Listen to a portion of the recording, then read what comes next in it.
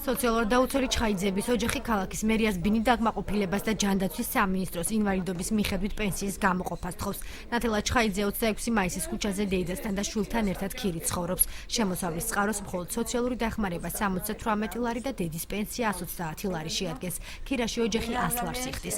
ნათელა ჩხაიძე ამბობს, რომ სოციალური სახლის მშენებლობისას მისი მონაცემები მერიას ჩაწერილი ჰქონდა, თუმცა თავშესაფარი ამ დრომდე არ მეუღია, ხოლო ბინა, რომელშიც იგი ქირით ცხოვრობს, მინიმალურ საცხოვრებელ პირობებსაც არ აკმაყოფილებს.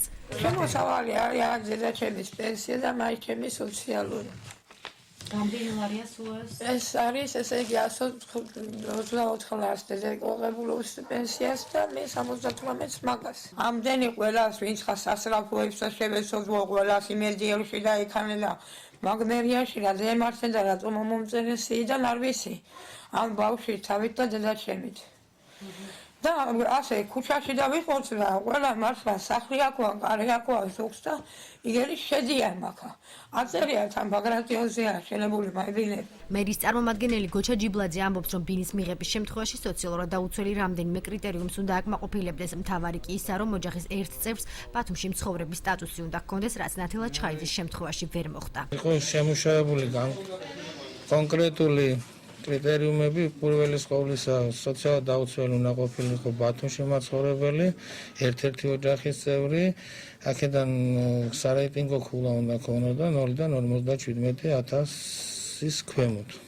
გარდა ამისა სხვა კრიტერიუმებიც არის. კონკრეტულ შემთხვევაში ერთ-ერთი უმთავრესი კრიტერიუმი ვერ დააკმაყოფილა მოქალაქე, არ იყო ბათუმის მაცხოვრებელი და არ მოხდა მისი შესწავლა. რაც შეეხება ინვალიდის პენსიას, ამისთვის პირველ რიგში ექსპერტიზის დასკვნა, საჭირო რაც დაზღვევის შემთხვევაში სადაზღვევო კომპანიის თანხით, წინააღმდეგ შემთხვევაში კი საკუთარი ფინანსებით უნდა მიიღოს. მიმართოს უნდა იმ სამედიცინო დაწესებულებას, რომელსაც აღებული აქვს სამედიცინო სოციალური ექსპერტიზის უფლების ჩატარება.